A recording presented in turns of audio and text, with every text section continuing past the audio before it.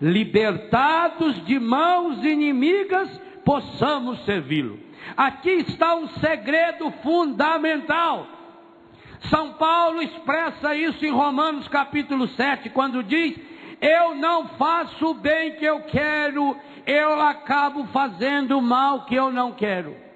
Querer fazer o bem está em mim, mas eu não consigo. E esse, meus irmãos, é o passo fundamental para a nossa cura e libertação. O mais difícil de todos: reconhecer as minhas dependências. Já preguei muito sobre isso aqui. Nós somos treinados pelo encardido a encontrar desculpas e culpados para os nossos problemas. E não assumimos a nossa história.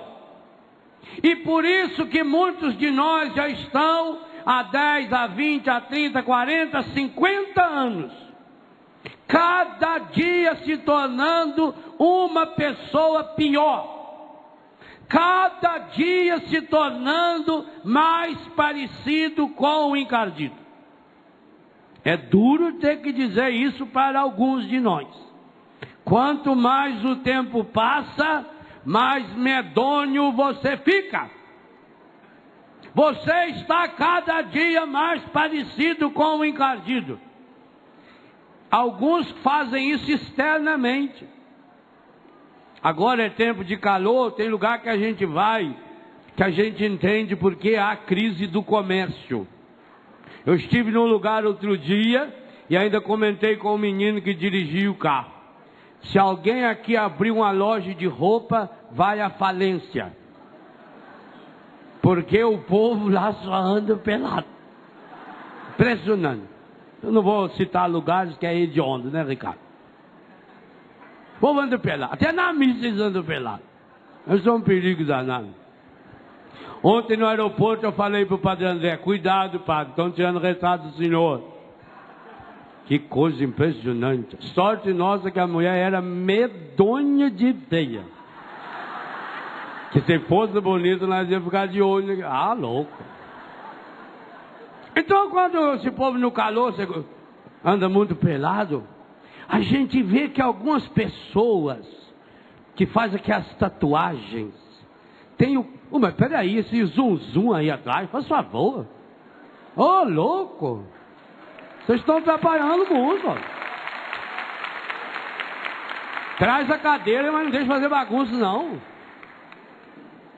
Não está impressionante? Isso aí também é coisa do encardido, que fica pondo esse zum para não deixar você prestar atenção. Show, rapaz, vai lá. Então você olha essa pessoa que faz tatuagem.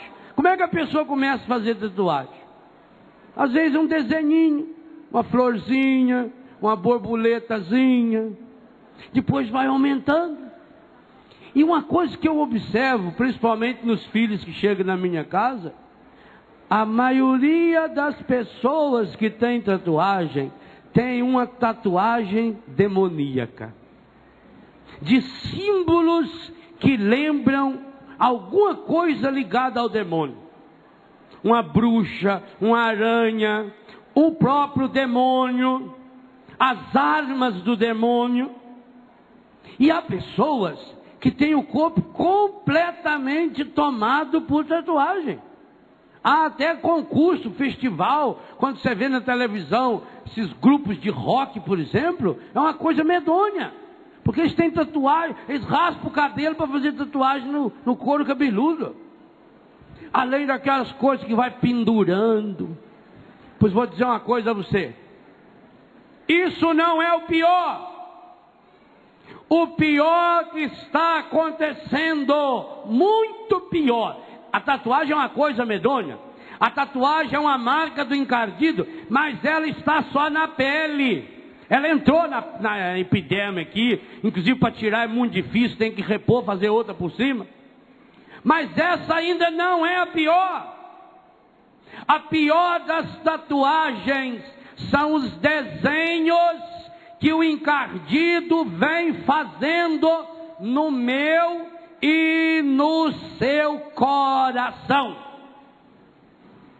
Corações tatuados pela marca de ferro do pecado, e que se externalizam não através de um desenho só na pele, mas se externalizam no nosso rosto, no mau humor, na irritação, na tristeza, na angústia. Se externaliza em doenças, como o Padre Jonas falava na missa de ontem, que vai ruminando e remoendo e tomando conta do corpo inteirinho. Se externaliza em atitudes que nós podemos chamar com o nome plural de vícios. E aí nós vamos nos amarrando, e aqui está, meus irmãos, aquilo que é o fundamento desse cântico de Zacarias, o Benedictus. Nenhum de nós aqui, por mais esforço que possamos fazer, por maiores que sejam, melhores as terapias, por cursos que a gente fizer, seja lá o que for, a gente consegue atingir a raiz, aonde está se instalando essa dominação encardida, essa dominação suja, que está nos levando, eu estou falando no plural e estou falando de propósito, está nos levando para esse buraco, para esse inferno inferior, que tantos de nós estamos experimentando em nossa vida, em nosso corpo, em nossa comunidade, em nossa família, em nossas cidades, em nosso país, no nosso mundo. Enquanto nós não nos convencermos disso, de que não adianta nada a gente ficar inventando culpados, achando desculpas, que a gente precisa chegar um momento da nossa vida em que a gente tome consciência, ou que alguém tome por nós. Porque você que participou da missa todos os dias dessa semana, ou que ao menos fez a leitura diária da palavra, que deveria ser uma obrigação, no mínimo, de cada um de nós, percebeu como é que esse acampamento foi sendo preparado ao longo dessa semana. Deus nos fala através de atos e de palavras intimamente conexos. Essa frase que eu acabei de falar é um dogma da fé católica. Dogma significa o seguinte: não é opcional, ou você acredita ou você deixa de ser católico. Está na Constituição Dogmática Dei Verbum do Concílio Vaticano II, número 2. Deus nos fala através de atos e de palavras intimamente conexos. Quem acompanhou a programação da Canção Nova, as celebrações da Eucaristia de domingo até hoje, portanto, do primeiro dia dessa semana, que foi domingo, até hoje, o último dia, o 7º dia dessa semana, percebeu direitinho qual foi o itinerário que Deus veio fazendo conosco para desembocar nesse final de semana. Nós começamos essa semana com a festa do batismo de Jesus. E a principal missa do domingo, aqui no Sistema Canção Nova de Comunicação, foi presidida por Sua Excelência Reverendíssima Dom Alberto Taveira, concelebrada com alguns outros bispos e sacerdotes.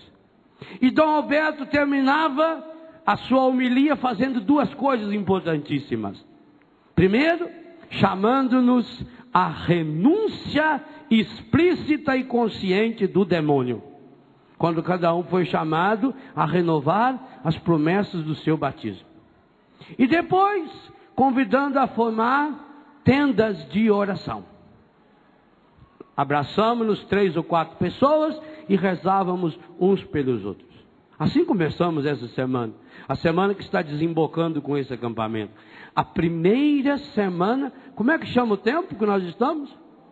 Do tempo, ou seja, daquilo que Deus está nos ensinando para a gente viver de modo ordinário. Tempo comum significa isso, aquilo que nós precisamos viver de modo ordinário, aquilo que precisa ser o comum da nossa vida. Por exemplo, quem mora no sul do Brasil sabe que o comum no sul do Brasil é comer carne todo dia. Já o comum da minha região em Minas, ao menos na minha casa, carne a gente comia quando era aniversário, quando chegava visita, quando matava porco ou quando a gente mordia a língua. As 4 situações. O nosso comum não era carne. Aqui no Brasil é comum comer arroz com feijão todo dia. Você vai na Europa, paga caro. Vai na Espanha para comer arroz, paga caro, porque tem que vir lá com aquele tanto de bicho em cima daquele frigideirão lá, né? Não é o comum. O tempo comum significa as verdades que nós precisamos viver no comum, no dia a dia, lá na nossa casa, lá cozinhando, lavando roupa naquela lavadeira que o pastor Jonas falava ontem, dirigindo o seu carro, trabalhando no seu escritório, aquilo que precisa ser o comum da nossa vida. E aí que coisa impressionante, qual é a cor litúrgica do tempo comum? Por que é verde? Será que o Papa ou o presidente da Sagrada Congregação para a Liturgia é palmeirense? Será que ele é de Cuiabá? Gosta muito lá do Verdão? Por que é verde? Verde é a cor daquilo que tem vida. Basta você chegar no inverno, por exemplo. Sabe, gente, as cores litúrgicas foram determinadas na Europa, em Roma. Quando a gente vai à Europa, ou mesmo na América do Norte, a gente percebe como as cores da natureza são muito bem definidas. Você vai no inverno, essa época, por exemplo, na América do Norte, em alguns lugares da Europa, é tudo branco. Se você chegar a Paris, não Paris-Sida, que é perto, Paris, lá capital da França, Paris, você chegar lá agora, você anda naquela principal avenida e fala, meu Deus, mas por que não corta essas árvores secas e velhas aqui? Tudo seco, não tem vida, a natureza se recolheu. Aí, quando passa o inverno, a natureza traz à tona de novo o seu verde. Quem vai ao Nordeste vê isso, falta água. O que vai acontecendo com as plantas? Elas vão ficando amareladas, elas vão ficando cor de terra, elas vão ficando esturricadas. Então verde significa aquilo que tem vida, aquilo que tem viço, aquilo que é cheio de vida, aquilo que vibra. Mas verde, e aqui eu acho a igreja é um fenômeno de espetáculo do Espírito, mas verde significa também aquilo que ainda não está maduro. Chupa uma laranja verde, ela é azeda e amarga. Aí você espera a laranja amadurecer, ela fica doce e sem acidez nenhuma. Por quê? Amadureceu. Será que de noite alguém veio lá, enfiou uma seringa e jogou açúcar lá dentro da laranja? Não. O doce da laranja já estava lá dentro. Desde que a laranja começou a se formar desse tamaninho, ela já tinha aquela doçura lá dentro. Mas como ela estava ainda em processo de amadurecimento, estava ainda cheia daquelas misturas da acidez que a tornavam azeda, mas tornava a laranja azeda para que ela pudesse um dia se tornar madura. A acidez, o azedume da laranja é para protegê-la. Porque se desde pequenininha ela já tivesse só doçura, nunca ia crescer, nunca ia chegar na sua maturidade, nunca ia chegar no seu melhor. Assim acontece conosco. Esse tempo comum, o tempo das coisas verdes, significa que dentro de nós vem essa força fruto do Natal que nós celebramos, fruto do tempo do Advento. Depois, e esse ano, essas primeiras semanas do tempo comum, muito curtinho, daqui 2 semanas nós estamos entrando no tempo da Quaresma, vamos voltar a vestir roxo de novo. Esse ano Deus está com muita pressa conosco, final de março, esse ano já é a Páscoa, esse ano é um ano que vai ser muito rápido, nós vamos ter que trabalhar muito. Deus está com muita pressa, Deus está mostrando isso com sinais muito evidentes para nós. Deus está com pressa, por isso quem estiver na lerdeza vai ficar para trás, e quem olhar para trás vai virar uma estátua de sal, igualzinha a mulher do Ló, está lá até hoje. Se você ficar olhando para trás, vai ficar. E aliás, se você olhar bem para alguns, já estão ficando. Já está com aquela cara de mulher de Ló, assim, com a cara fria, meio azeda, pessoa sargada, fria, que é uma coisa medonha, não tem vida, não tem ânimo, vai ficar para trás. Deus está com pressa. Por nessa primeira semana do tempo comum, ou seja, daquilo que tem que ser o comum em nossa vida, depois de renovarmos as promessas do batismo, depois de renunciarmos ao demônio, autor e princípio do pecado, depois de renunciar ao ódio e tudo aquilo que nos desune, e um bispo da igreja sacramentava a nossa oração, dizendo: essa é a nossa fé e aqui está a fonte da nossa alegria. Na segunda-feira nós ouvimos no Evangelho Jesus passando pelo meio do povo e vendo Pedro, André e depois Tiago e João, convidando cada um deles: venham e eu farei de vocês pescadores de homens. E eles abandonaram tudo, a rede, a barca. De Tiago e João diz que abandonaram o Pai e seguiram Jesus, largaram tudo. Você teve coragem de largar tudo? Enquanto a gente não tiver essa coragem, não tem como seguir Jesus. Alguns de nós não estamos conseguindo seguir Jesus porque nós estamos apegados a uma porção de coisa, trazendo um monte de coisa amarrada e presa aqui atrás de nós.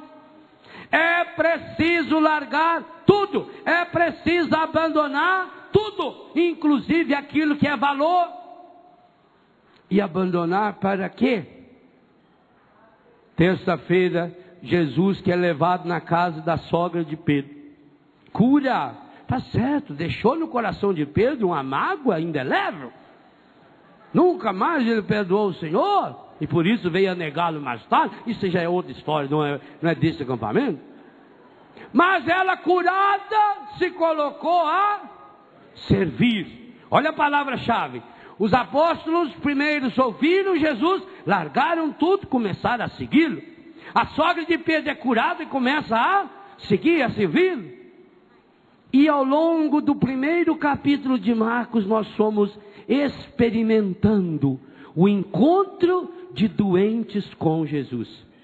Por exemplo, o paralítico que é trazido por 4 colegas, evangelho de ontem, quando Jesus dizia, quando o evangelista dizia, vendo-lhes, lhes significa deles, a fé.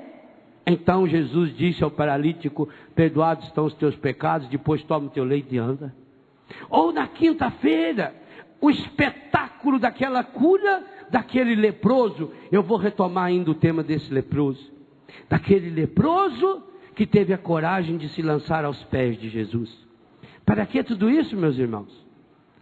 Para que ao chegarmos nesse final de semana, nós pudéssemos ter esse encontro pessoal com o Senhor, que hoje também, no último dia dessa semana, vai passar na banca da nossa vida, como fez com Mateus, com Levi, e vai dizer para mim e para você: segue-me. E a conclusão linda do evangelho desse 7º dia será: não vim para chamar os sãos, os saudáveis, mas os doentes.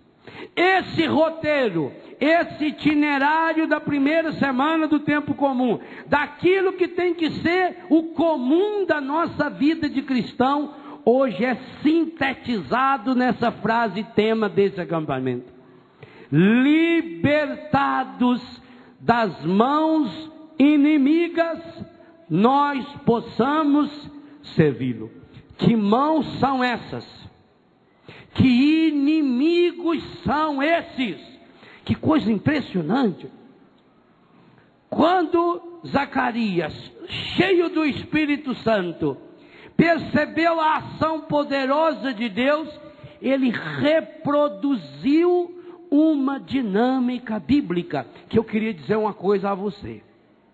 Se você não aprender a aula que Zacarias está nos dando nesse capítulo 1 de Lucas, infelizmente, você é obrigado a dizer a você, você poderá participar de 1 milhão de acampamentos, você não experimentará a graça da cura e da libertação. Não tem jeito. Há na Bíblia aquilo que Zacarias está fazendo. Quando Lucas diz que ele ficou cheio do Espírito Santo e entoou esse hino, esse cântico, ele só está reproduzindo aquilo que está presente nos grandes momentos da história libertadora dentro da Bíblia. Se você observar esse cântico de Zacarias, o Benedictus, ele tem tudo a ver com o cântico de Moisés, lá em Êxodo capítulo 15. Quando depois de experimentar a libertação, o poder de Deus, fazendo o impossível que nós cantávamos há pouco, então entoaram aquele hino de libertação. E o hino de libertação na Bíblia, a começar de Êxodo 15, e depois que se reproduz algumas dezenas de vezes, de modo especial no último livro da Bíblia, o Apocalipse, ele traz sempre presente uma ação dupla. E a ação dupla significa o seguinte: o Deus que fez por mim, isso significa libertação. O Deus que fez o bem por mim, mas aniquilou o mal.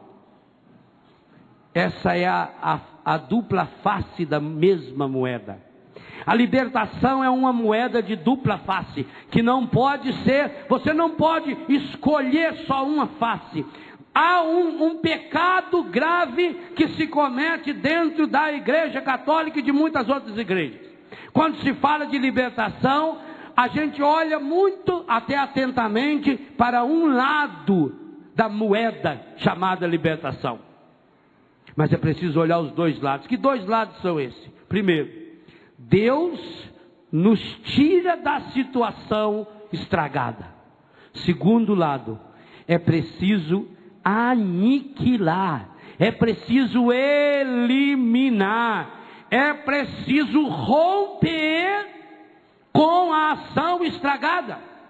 E essa atitude de romper com a ação estragada, do mesmo modo que a atitude de libertar-se da situação que me domina, ela é fruto de uma ação humana.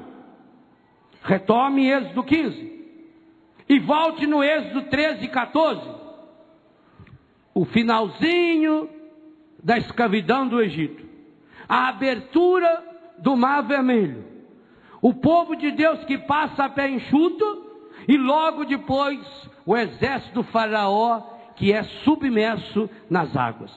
Hino que nós cantamos todos os anos na passagem, na vigília pascal, do sábado para o domingo da ressurreição.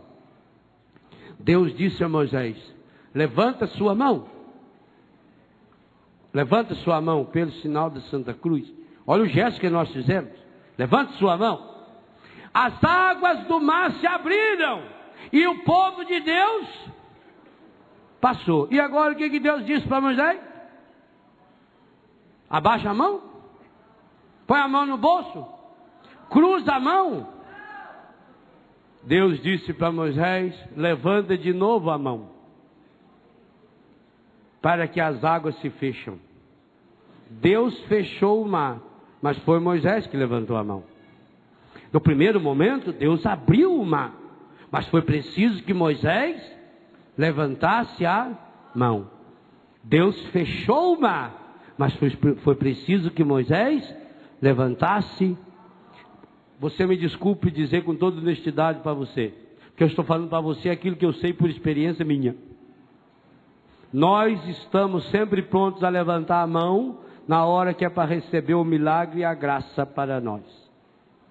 Mas quando chega a hora de levantar a mão para aniquilar o mal em nossa vida, aí nós cruzamos os braços e ficamos pedindo: oh meu Deus, faz com que ele se afogue. Afogar de que jeito? Você está num corguinho desse aí? Oh meu Deus, me ajude a sair dessa. Largue dessa situação de pecado que você está vivendo. É preciso romper com os inimigos. É preciso romper com as obras malignas, que, diga-se de passagem, hoje estão nos infestando, porque o demônio quer nos atingir no nosso pensar, no nosso falar, no nosso sentir. E também não tenho medo de dizer, alguns de nós aqui não conseguimos até hoje experimentar a cura da nossa enfermidade, porque não tivemos a coragem de romper com as amarras encardidas da nossa história. Tome a sua doença na mão, seja ela qual for, e observe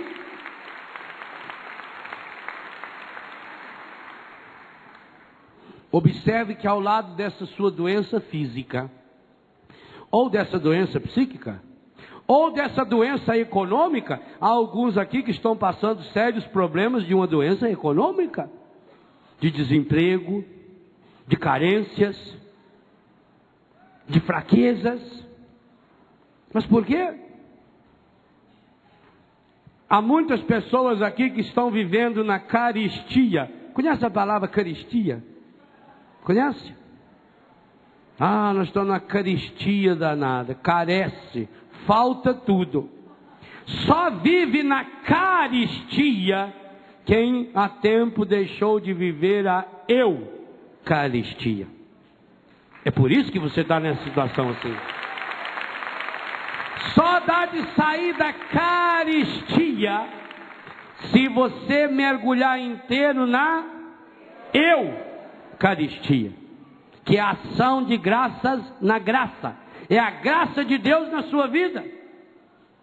Ao lado dessa sua doença física, ao lado dessa sua doença psíquica, ao lado dessa sua doença afetiva, ao lado dessa sua doença sexual, tem muitos aqui que têm uma doença sexual, não tem uma sexualidade equilibrada.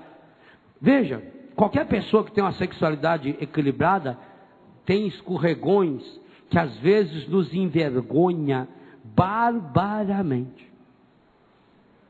Por quê? Porque um homem ter uma atração natural por uma mulher e uma mulher ter uma atração natural por um homem, isso é a coisa mais normal do mundo. Tanto faz se é moça, moço, velho, velha, padre, freira, isso é normal.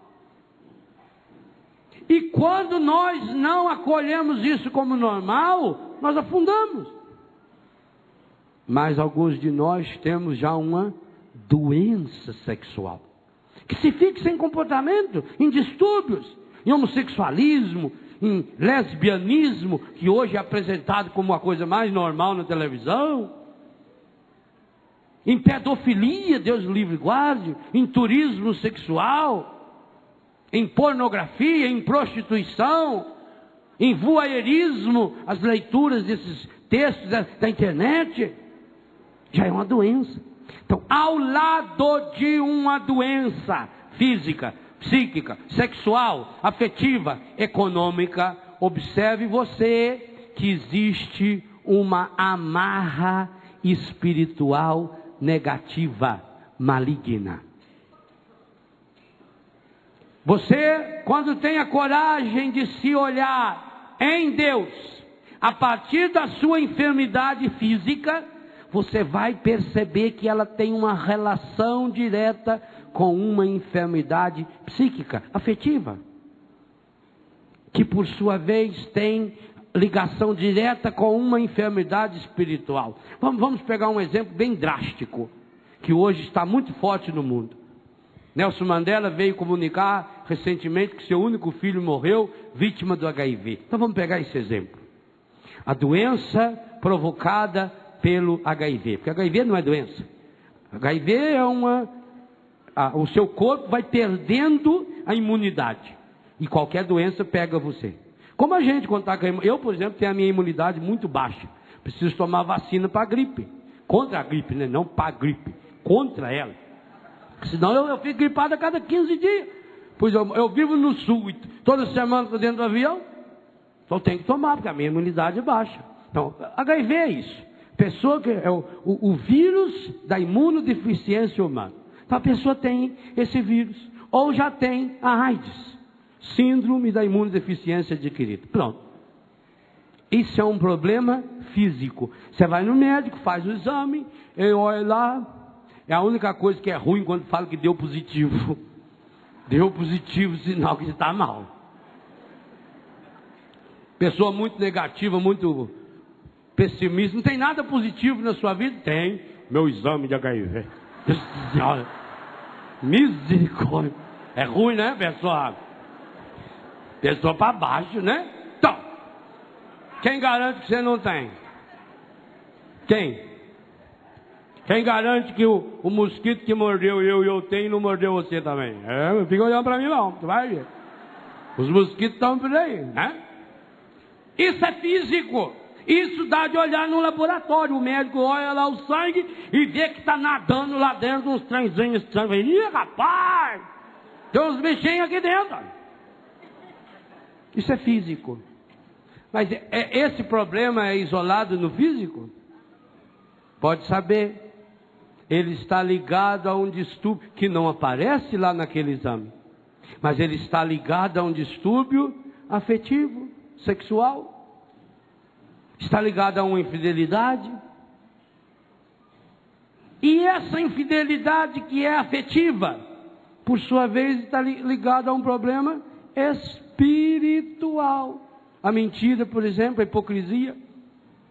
Se a gente tivesse tido coragem quando tinha lá 8, 9, 10 anos de idade, em que os priminhos, os coleguinhas ensinaram as bobagens, porque todo mundo aprendeu as bobagens com os priminhos e com os coleguinhas, escondidos lá atrás da árvore, tomando banho pelado, quando foi dormir na casa da avó, aquelas bobagens. Aprendeu. Se tivesse tido a coragem de confessar na primeira confissão, por exemplo, o Senhor já tinha libertado. Aí escondeu, não contou? Aí aquilo se encaminhou por um vício, por exemplo.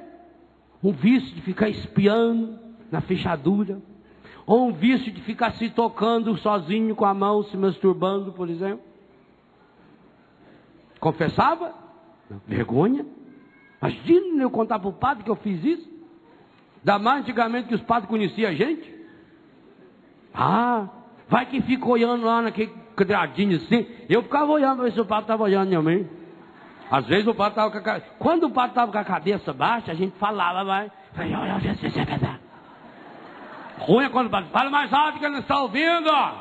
E você olha, seu pai está aqui atrás na fila. Solta a voz.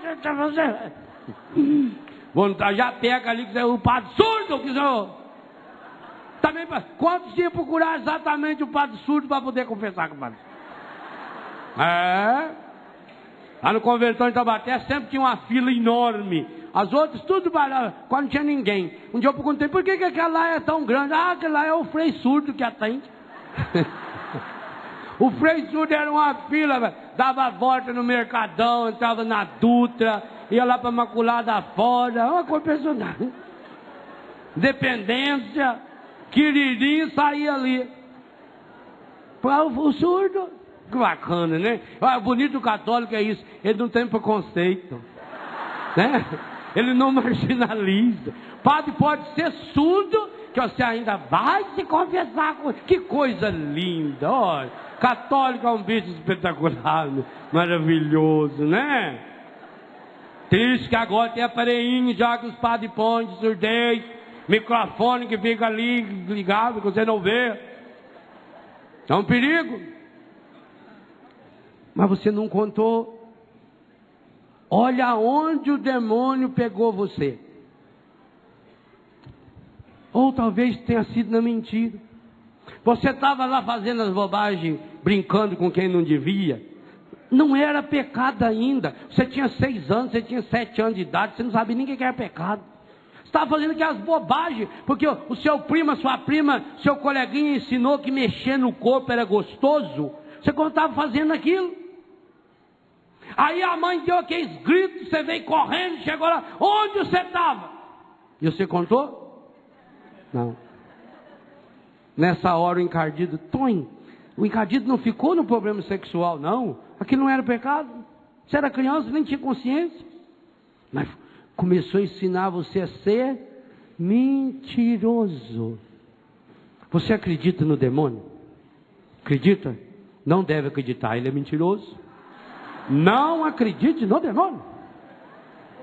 Católico não pode acreditar no demônio, porque o demônio é mentiroso. Não, a partir de hoje, fala, não vou mais acreditar nele, ele é mentiroso. Pode acreditar na existência dele, mas que ele é mentiroso, ele é safado, sem vergonha, ordinário. Você foi pego pelo bichinho da mentira. Observa, quanto tempo faz que você vem vivendo na mentira? Mentirinhas, só para proteger. Por que mentirinha? Ele não é besta, ele não vai fazer você fazer uma mentirona para você ficar com peso na consciência. Você tem que ir se acostumando devagarinho. Aos pouquinhos você vai se acostumando. Mentirinha para esconder, o probleminha ficou lá. Mas observe, como que ao lado da mentira, se você fizer um desenho na sua vida, assim, um mapinha da mentira, você vai ver que ao lado tem um mapinha da sexualidade estragada. Aí já veio os 10 anos, 12 anos, seu corpo começou a passar por mudanças, aí veio a vergonha até da mãe, aí você já tomava banho só com a porta fechada, mas fechava a porta por vergonha da mãe, e depois aproveitava que a porta estava fechada mesmo, né? E aí ficava sem vergonha de você mesmo. Isso aqui foi crescendo, e você foi alimentando os maus pensamentos.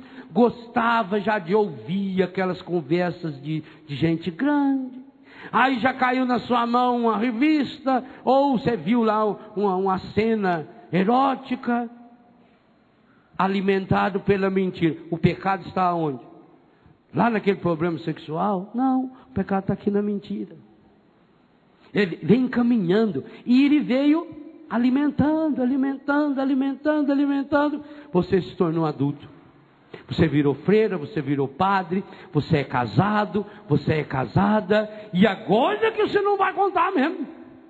Imagine se eu, padre, vou chegar para um outro padre e dizer, padre, dá-me vossa bênção, eu pequei, porque eu estou tendo os maus pensamentos, porque eu estou me masturbando, porque eu estou tendo um relacionamento. Como é doloroso demais? É vergonhoso demais? Imagine então se é um padre mais conhecido já.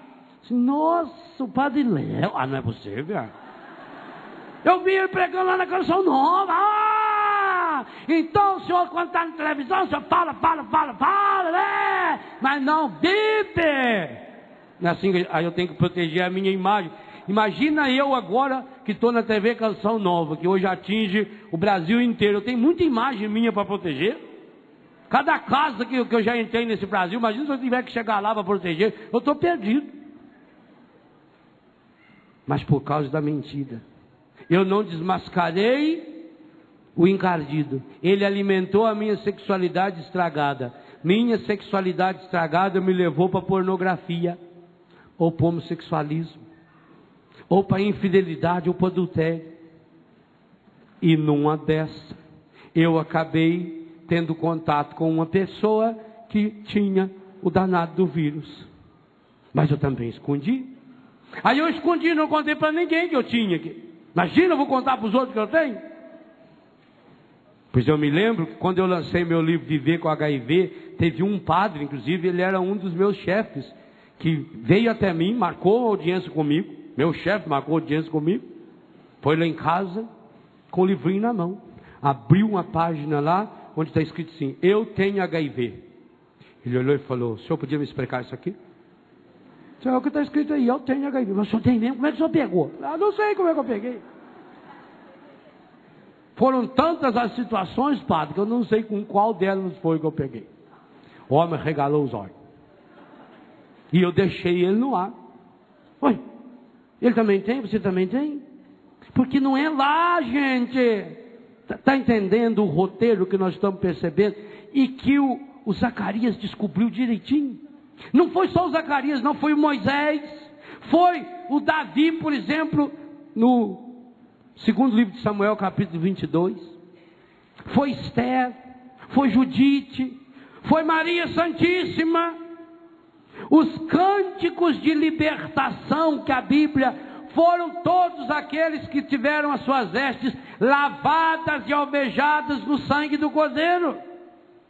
Então é preciso descobrir essa relação. É a mesma coisa quando fala que uma pessoa tem câncer. Hoje, muitos médicos já sabem e falam, olha, existe uma íntima relação do câncer, que é uma doença física, com um problema afetivo, com a mágoa, com o ressentimento.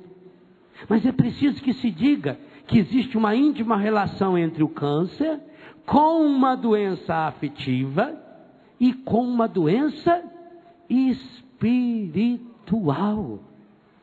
Essa relação, para chegar no espiritual, é que nós não gostamos de fazer. Nós temos medo, nós ficamos querendo esconder esse problema, e aí nos tornamos pessoas mascaradas espiritualmente. Mas o problema continua. Pior, tudo aquilo que o Padre Jonas falou na missa de ontem à noite, você passa a alimentar, você passa a ruminar, a bater bola entre o que você pensa, pelo sinal da Santa Cruz, e aquilo dos nossos inimigos, e aquilo que você sente. E ainda, o juiz que fica administrando o bate-bola da cabeça com o coração é a boca, que fica remoendo e murmurando, que fica alimentando esse, é a torcida que fica, vai, joga, cabeça joga pro coração joga pra cabeça, decorrido 34 minutos, aí tá pra complementar, no placar da minha vida encardido 10, tá na hora de reagir. Não perca essa batalha, porque Jesus Cristo morreu para que você não perdesse. Você não é derrotado. Não acredite. Aqui está uma coisa que eu vou deixar bem claro. Vamos pegar o exemplo que eu dei do HIV, da AIDS, da sexualidade estragada e da mentira. Nessas três instâncias do exemplo que eu dei, aonde se localiza o dedo do encardido? Lá no HIV? Não. Isso aí, infelizmente, quanta gente é trouxa. E que, infelizmente, daqui 2 semanas nós vamos ver mais uma vez o governo com o dinheiro do povo investindo em propaganda para distribuir camisinha. Alguns anos atrás distribuíam pílulas anticoncepcional. Não é verdade? Começou distribuindo pílula. Agora é camisinha. Em alguns lugares já é seringa. E não vai demorar muito que esse governo vai estar distribuindo armas para os ladrões saírem nos assaltando. É a única coisa que está faltando. Então, é lá que está o demônio? Não. Ele não está lá no HIV, não. HIV é uma doença que precisa ser assumida, porque você pode ter, eu posso ter, qualquer um de nós. Hoje tem um monte de gente inocente. 25 milhões de pessoas na África têm essa doença. 25 milhões de pessoas. Há, por exemplo, na antiga União Soviética, a cidade de Kiev, que tem 400 mil pessoas contaminadas, mais do que o Brasil inteiro. 400 mil pessoas numa única cidade.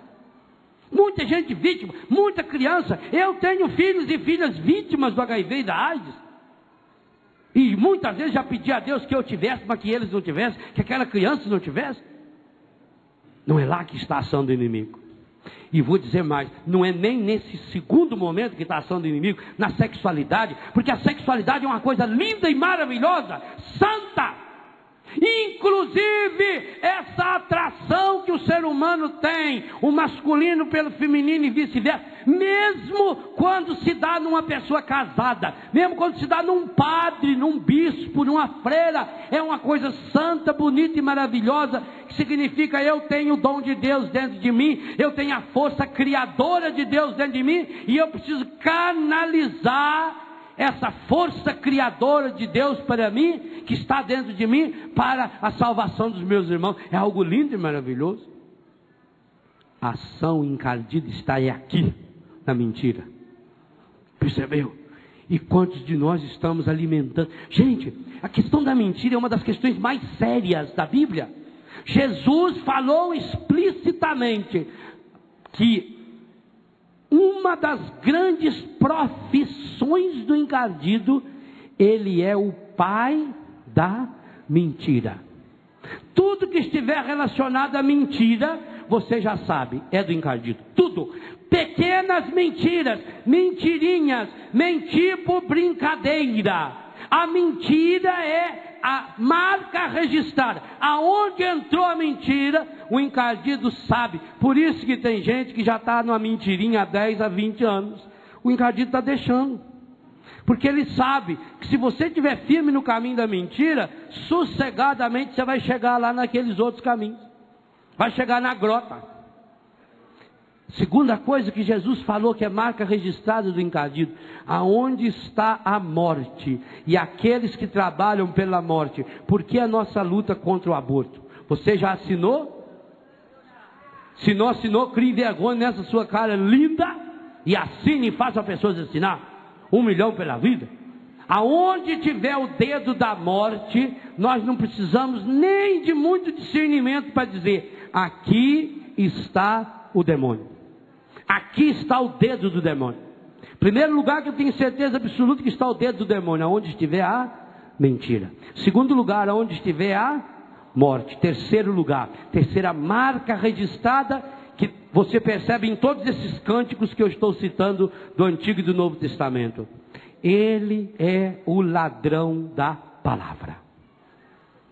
Gente, por que eu me irrito? Mas eu me irrito de verdade. Eu chego a pecar mesmo. Quando numa missa, quando num acampamento, quando num retiro, começa pessoas a andar para um lado para o outro, pessoas conversar, pessoas fazer barulho, deixar a criança correndo para lá, correndo para cá. Porque Jesus disse que o demônio é o ladrão da palavra. Não fui eu que inventei isso, foi Jesus. E Jesus disse que ele está pronto para roubar a palavra, e que aqueles que ele roubar a palavra, a pessoa morre esturricada. O demônio não pôde impedir você de estar aqui nesse acampamento hoje. O demônio não pôde impedir você de estar nos assistindo pela televisão, pela rádio, ou ouvindo-nos pela internet, ou assistindo-nos pela internet. Mas ele está pronto para roubar a palavra. E rouba a palavra como? Com distração, com a raiva, com a irritação, fazendo você não se concentrar, não colocar o seu coração no cerne da palavra, não tomar posse dessa palavra, não deixar a palavra ecoar, germinar no seu coração. E aí você já percebe direitinho essas 3 coisas que eu falei. Quando nós acolhemos a palavra, observe, todos os cânticos bíblicos, eles são marcados por textos bíblicos. Pegue o Magnificat. Pegue, por exemplo, a Bíblia de Jerusalém e olhe do ladinho quantas citações aparecem do Antigo Testamento no Magnificat. Pelo menos 14 grandes textos do Antigo Testamento. Olha esse texto. Aliás, lê aí embaixo no rodapé da sua Bíblia, aí aonde está o Lucas 1 do nosso cântico. Versículo 67. Está escrito lá no rodapé da sua Bíblia: profetizou. Olha lá no pé da Bíblia, Ave Maria. Falou sob inspiração do Espírito Santo. Assim como o Magnificat, também o Benedictus, esse canto que segue, é um cântico composto de numerosas reminiscências, lembranças, citações do Antigo Testamento. Ambos os cânticos são utilizados diariamente na oração oficial da igreja. O Benedictus nós rezamos toda manhã e o Magnífica toda tarde. A marca desses cânticos. E aí vem uma coisa importante. Por que cântico? Por que esses hinos são cantados? Por que está lá em Êxodo 15, quando fala o Senhor que nos cura, o cântico de Moisés? Por que está lá em 1 Samuel 22, em 2 Samuel 22, o cântico de Davi? Por que está lá em 1 Samuel 1 e logo depois no 2, o cântico de Ana? Porque a palavra cântico, olha o que já começou a acontecer aqui. A música. A música tem o dom de invadir o consciente, passar pelo subconsciente e atingir o nosso inconsciente. Tanto que você pode até não ter memória boa, pode você não lembrar uma trovinha de cor, talvez você não saiba recitar uma poesia de 4 linhas de cor, mas é capaz de cantar uma música de uma página inteira, é capaz de cantar A Volta do Boêmio, é capaz de cantar Carinhoso, é capaz de cantar Aquarela Brasileira, que é formada de 3, 4 páginas, ou Luar do Sertão, que tem 5 folhas de letra, você sabe de cor, porque tem a música, a métrica, o som. Veja, o som é a primeira criação de Deus. Deus disse o som. O ser humano é feito pelo som. Tudo que nós consumamos é pela palavra. Vou trabalhar sobre esse tema amanhã de manhã, que nós precisamos solidificar na força da palavra o nosso compromisso com Deus. É um cântico, porque eu preciso ir repetindo e repetindo. Olha, por que o Espírito Santo nos ensinou a cantar em línguas? Porque na hora da mentira, ou na hora da pornografia, ou na hora da doença física, consequência de tudo isso, se nós entrássemos na dinâmica do Espírito, deixaríamos o Espírito Santo e cantar. Agora precisa você fazer isso conscientemente. Se você não levantar a mão, o mar não se abre. Se você não levantar a mão, o mar não se fecha. Você precisa ser o agente. Você precisa ser aquele que assume. Você precisa ser o artista, o protagonista dessa história. Então você precisa tomar a decisão. Eu vou ser cantor da libertação. Hoje, mesmo o mais desafinado entre nós deveria assumir esse compromisso. Eu vou ser cantor da libertação. Eu vou cantar a minha história. Eu vou recordar. E todos eles têm algo em comum nesses cânticos. Eles recordam as maravilhas, os prodígios, os grandes feitos que Deus realizou na história do seu povo. Ele não recorda, quando recorda-se das coisas ruins, é para mostrar que o Senhor venceu. E é essa passagem que nós precisamos ter. Quando libertados das mãos inimigas, nós vamos servir ao Senhor em santidade e justiça diante dele todos os dias. Então nós vamos compor, nós vamos criar esse cântico de libertação. Nós não vamos mais falar das coisas negativas que fazemos ou que nos fizeram. Nós vamos transformar isso num hino de libertação, alimentado pela força da palavra. Eu começo a fazer chegar a vida naquelas áreas de morte. Segunda característica encardida que eu falei: ele é o pai da morte, ele é o semeador da morte, ele é o gerador da morte, ele é assassino desde o princípio. Eu vou fazer chegar a vida. Tem áreas da minha vida que estão mortas. Eu tenho um vírus no meu sangue que mata o meu sangue. Eu preciso chegar ali. Se não chegar ali a força da palavra de Jesus, Jesus não tem como expulsar daí esse inimigo que está matando o meu sangue, matando os meus ossos, matando a minha pele, matando os meus olhos, nesses cânceres, nessas enfermidades. Morte em mim significa ação maligna em mim. E sem a presença do Senhor Jesus, nós não vamos nos libertar. Então nós chegamos nessa primeira dimensão, a dimensão da verdade. A verdade que liberta, que nos liberta de toda a mentira, porque mata a raiz da mentira. Mas é você que precisa tomar essa decisão. Ninguém pode fazer isso por você. O máximo nós podemos é dizer: vamos, meu irmão, faz. Ânimo, meu irmão. O máximo que nós podemos fazer é catar um 4 ou 5, você que está paralítico aí, essa anta empacada, sem misericórdia, essa mulher de Lote, e descer você lá do telhado na frente de Jesus. E Jesus, vendo a fé daquelas pessoas, vai dizer para você: levanta, pega sua cama, anda. É o que ele fala para você agora: levanta, levanta. Que cama é essa que você está deitada? Qual é a marca registrada do encardido dessas 3 marcas que eu disse agora? Quais dessas marcas estão presentes em sua vida hoje? Que área você percebe? Você percebe conscientemente que o demônio está agindo em você? A área da mentira? A área da morte? Ou na ausência da palavra?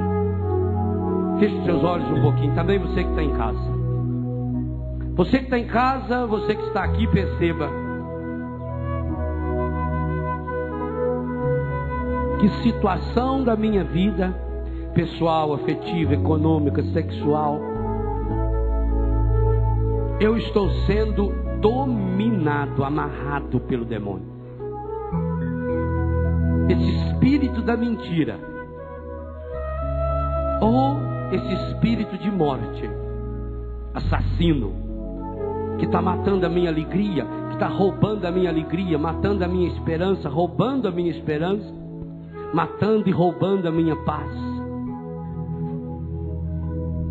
Esse espírito de inquietação, esse espírito de revolta, esse espírito de impureza afetiva, sexual, econômica.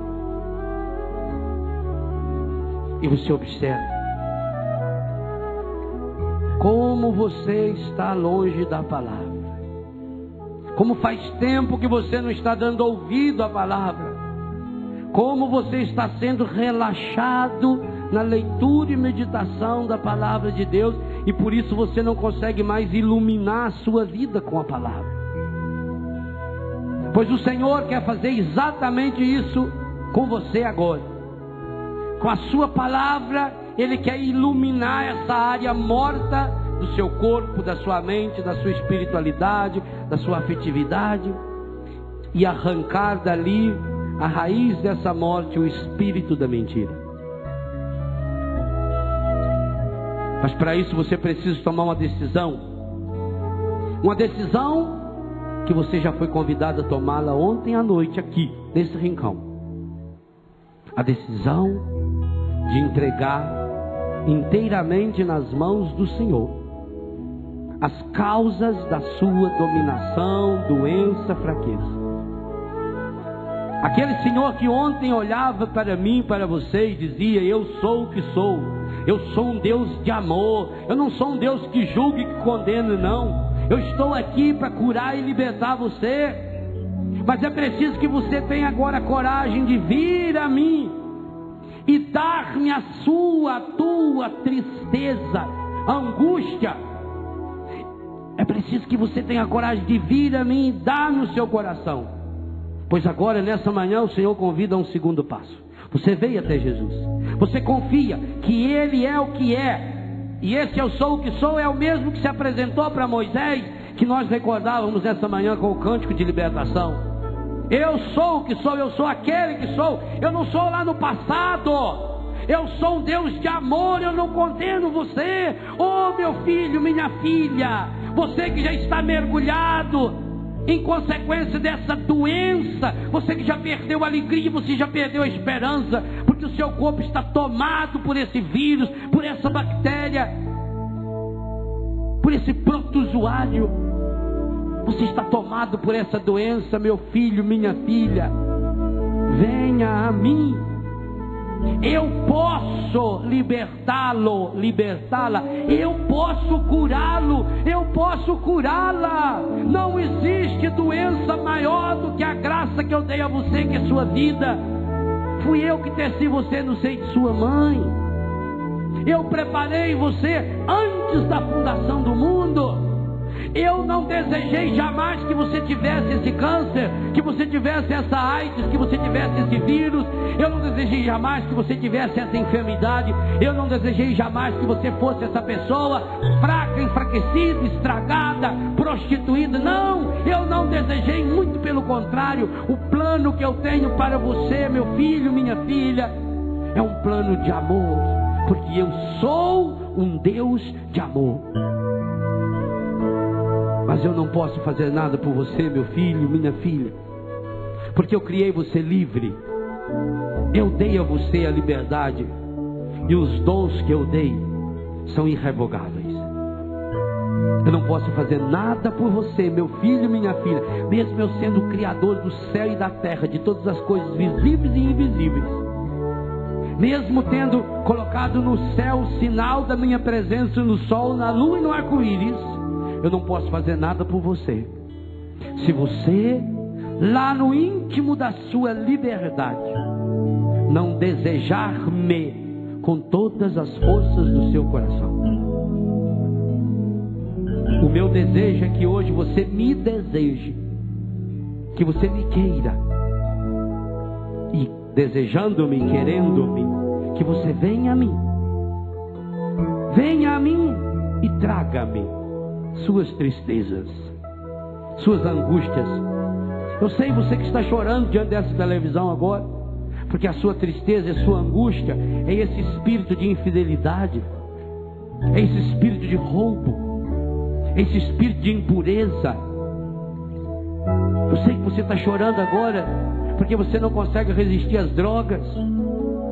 Eu sei que você está chorando agora porque você está com o coração machucado por causa dessa separação, porque esse seu filho, essa sua filha está longe de você. Eu sei, meu filho, eu sei o que você está sentindo. Eu senti o que você está sentindo, muito mais ainda quando eu vi também o meu filho feito pecado na cruz por sua causa.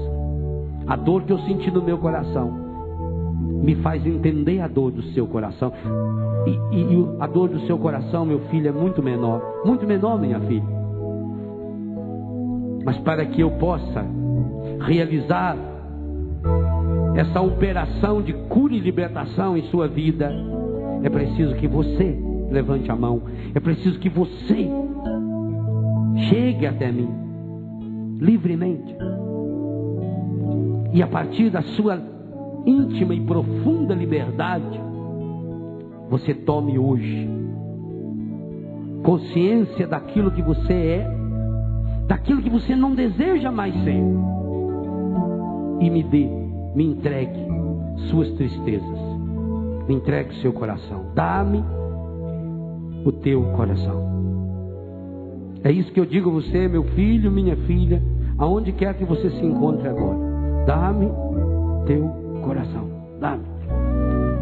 Só você pode fazer isso, porque meu filho Jesus é o Emanuel, é aquele que desceu à raiz de toda enfermidade e libertou para sempre, resgatando você com o sangue derramado na cruz. Dá-me tuas tristezas, dá-me o teu coração. Meu irmão, minha irmã, qual é a sua resposta nessa manhã ao Senhor? Ao menos que seja para dizer: Senhor, eu estou aqui, Senhor. Eu estou aqui, Senhor, ferido, machucado, Senhor. Vai dizendo como você está. Senhor, eu estou aqui marcado por esse vírus, por essa doença, por essa enfermidade. Eu estou aqui, Senhor.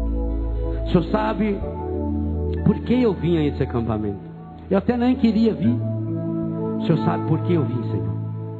Eu vim porque eu não aguento mais, Senhor, viver as consequências do meu pecado.